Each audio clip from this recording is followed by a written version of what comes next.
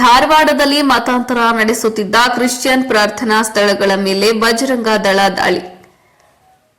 ಧಾರವಾಡದಲ್ಲಿ ಮತಾಂತರ ಆರೋಪದ ಹಿನ್ನೆಲೆಯಲ್ಲಿ ಖಾಸಗಿ ಸ್ಥಳಗಳಲ್ಲಿ ಕ್ರಿಶ್ಚಿಯನ್ ಪ್ರಾರ್ಥನಾ ನಡೆಸುತ್ತಿದ್ದ 2 ಪ್ರತ್ಯೇಕ ಕಡೆ ಬಜರಂಗ ದಳದ ಕಾರ್ಯಕರ್ತರು ದಾಳಿ ನಡೆಸಿ ಮತಾಂತರಿಗಳನ್ನ ಪೊಲೀಸರಿಗೆ ಒಪ್ಪಿಸಿದ ಘಟನೆ ಭಾನುವಾರ ತಡಸಂಜೆ ನಡೆದಿದೆ.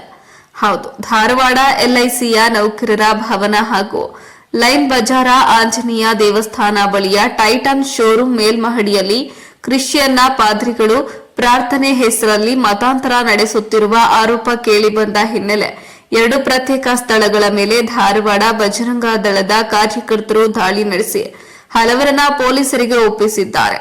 ದಾಳಿ ನಡೆಸುವ ಮುನ್ನ ಬಜರಂಗ ದಳದ ಕಾರ್ಯಕರ್ತರು ವಿಡಿಯೋ ಮಾಡಿಕೊಂಡೇ ತೆರಳಿದ್ದು, ಕಾರ್ಯಕರ್ತರು ತೆರಳುತ್ತಿದ್ದಂತೆ ಮತಾಂತರಿಗಳು ಬೆಚ್ಚು ಬಿದ್ದಿದ್ದಾರೆ.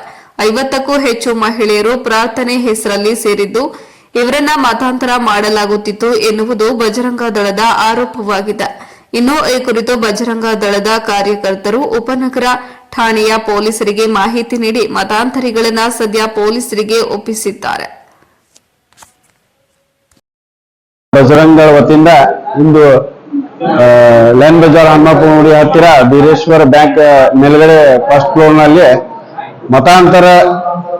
ಮತಾಂತರ ನಡೆಯುತ್ತಿದ್ದನ್ನು ಬಜರಂಗ ದಳ ತಡೆಯುತ್ತಿದೆ. ಇವರು ಹಿಂದೂಗಳನ್ನ ಒತ್ತಾಯಪೂರ್ವಕವಾಗಿ ಮತಾಂತರ ಮಾಡ್ತಾ ಇದ್ದಾರೆ. ಒತ್ತಾಯಪೂರ್ವಕ ಅಂದ್ರೆ ಫೋನ್ ಹಚ್ಚಿ ಅವ್ರ ಮನೆಗೆ ಹೋಗಿ ಕರ್ಕೊಂಡ್ಬಂದು ಮತಾಂತರ ಮಾಡತ್ತಾರೆ. ಮತ್ತೆ ಇದ್ರಾಗ ಹಿಂದೂಗಳಷ್ಟೇ ಇಲ್ಲ, ಮುಸಲ್ಮಾನ್ ಬಾಂಧವರು ಅವರು ಇದ್ದಾರೆ.